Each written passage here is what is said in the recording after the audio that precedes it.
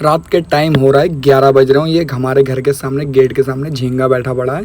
ये सोच रहा खाना कब मिलेगा। तो मैं मम्मी को बुलाता हूँ कि मम्मी झींगा को खाना दे दो, क्योंकि इसका कोई मालिक तो है ही नहीं, क्योंकि हम ही इसके मालिक हैं। ये बहुत ज़्यादा वफादार है। इसको एक ही दिन खाना खिलाया तो ये रोज़ हमारे गेट के सामने बैठा रहता है। और मेरी मम्मी इतनी अच्छी हैं कि कभी भी खाना देने के लिए मना नहीं करती। झींगा को देखो कितना ज़्यादा खुश हो रहा है झींगा। अगर इसका कोई मालिक होता ना तब भी इतना कोई देखभाल नहीं करता जितनी मेरी मम्मी करती है। देखो मम्मी ने चिकन से इसको खाना दे दिया और मम्मी ने बिल्कुल ऐतराज़ नहीं किया।